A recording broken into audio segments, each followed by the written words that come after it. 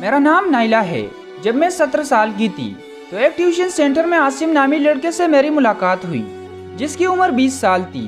وہ بہت ہینڈسم اور لڑکیوں میں مقبول تھا، لیکن میں چونکہ ایک ذہین طالبہ تھی اور ہر وقت اپنی پڑھائی پر توجہ رکھتی تھی، لہٰذا کبھی اس میں دلچسپی نہیں لیتی تھی۔ میرے عدم دلچسپی سے کوئی فرق نہیں پڑا کیونکہ وہ میرے پیچھے پڑ گیا تھا۔ جب بھی میں ٹیوشن سینٹر سے گھر واپس جاتی تھی تو وہ میرا تعاقب کرتا تھا۔ میں نے اس سے جان چھڑوانے کی ہر ممکن کوشش کی، لیکن اس نے اپنی کوشش جاری رکھی۔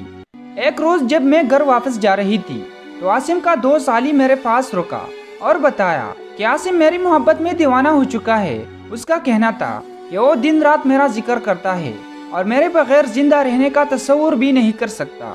علی نے درخواست کی کہ میں ایک بار اس سے ضرور بات کر لوں، اگرچہ میں اس کے لیے تیار نہ تھی، لیکن پھر سوچا کہ شاید ایک بار ملاقات کر کے میں اس سے سمجھا سکوں گی۔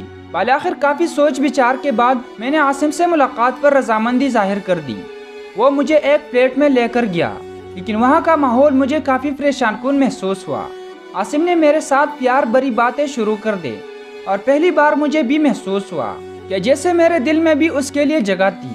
پھر پیار بھری باتوں کے ساتھ اس نے مجھے چنا بھی شروع کر دیا۔ میں اس پر بہت پریشان ہوئی اور اسے روکنے کی کوشش کی۔ میری مزاحمت کے باوجود اس نے مجھے بے لباس کر دیا۔ میرے لیے یہ واقعہ انتہائی وحشتناک تھا۔ میں ٹوٹے ہوئے دل اور زخمی روح کے ساتھ گھر واپس آئی اور خاموشی سے اپنے کمرے میں جا کر لیٹ گئی۔ میں نے وہ رات روتے ہوئے گزاری، لیکن اپنی بدقسمتی کا ماتم کرنے کے سوا کچھ نہیں کر سکتی تھی۔ اب مجھے یہ خوف بھی لاحق تھا کہ کہیں میں حاملہ نہ ہو جاؤ۔ میں خوف کے مارے اپنی والدہ سے اس معاملے کو خفیہ رکھنا چاہتی تھی، لہٰذا مجھے اب مدد کے لیے عاصم ہی نظر آ رہا تھا۔ میں نے عاصم سے رابطہ کیا اور اس نے بتایا کہ وہ ایک نرس کو جانتا ہے جس سے معائنہ کروایا جا سکتا ہے۔ کچھ عرصے بعد اس نے میرا معائنہ کروایا تو پتہ چلا کہ میں حاملہ ہو چکی تھی۔ یہ خبر ہم دونوں کے لیے انتہائی خوفزدہ کرنے والی تھی۔ نرس نے کہا کہ وہ 2 ماہ بعد اسقاط حمل کا آپریشن کر سکتی ہے۔ اگرچہ میں بہت خوفزدہ تھی، لیکن اب اس کے سوا کوئی چارہ نظر نہیں آ رہا تھا۔ میں نے اسقاط حمل کروا دیا، لیکن اس دوران میری حالت غیر ہو گئی۔ بالآخر مجھے یہ معاملہ اپنی والدہ کو بتانا پڑا، لیکن ان کا رد عمل اتنا خوفناک تھا کہ جس کا میں تصور بھی نہیں کر سکتی تھی۔ انہوں نے میرا تمام سامان اکٹھا کیا اور اسے گھر سے باہر پھینک دیا۔ مجھے باہر نکال کر انہوں نے گھر کا دروازہ بند کر لیا تھا۔ میں نے بہت فریاد کی، لیکن انہوں نے مجھے وہاں سے ہمیشہ کے لیے چلے جانے کو کہا۔ اب ایک بار پھر میرے لیے عاصم کی مدد مانگنے کے علاوہ کوئی چارہ نہیں تھا۔ وہ مجھے واپس اپنے فلیٹ پر لے گیا۔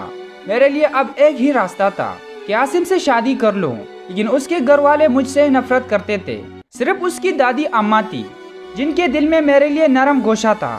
بالآخر ان کی کوششوں سے ہماری شادی ہو گئی۔ عاصم کے گھر میں میری زندگی انتہائی تکلیف دہ تھی کیونکہ ہر کوئی مجھ سے نفرت کرتا تھا۔ ایک روز تو اس کے والد اور بھائی نے مجھ پر سخت تشدد کیا اور میرے کپڑے پاڑ کر گھر سے باہر بھی نکال دیا۔ اس موقع پر ہر ہمسایوں نے مجھے پناہ دی۔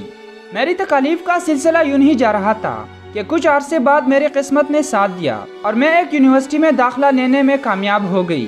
میرا تعلیمی ریکارڈ ہمیشہ شاندار رہا تھا اور ایک بار پھر میں نے بہترین تعلیمی کارکردگی کا مظاہرہ شروع کر دیا تھا۔ اس دوران میرے ہاں ایک بیٹی نے بھی جنم لیا۔ یونیورسٹی کے تعلیم مکمل کرنے کے بعد مجھے اسکالرشپ مل گیا اور میں ملک سے باہر تعلیم حاصل کرنے چلی گئی۔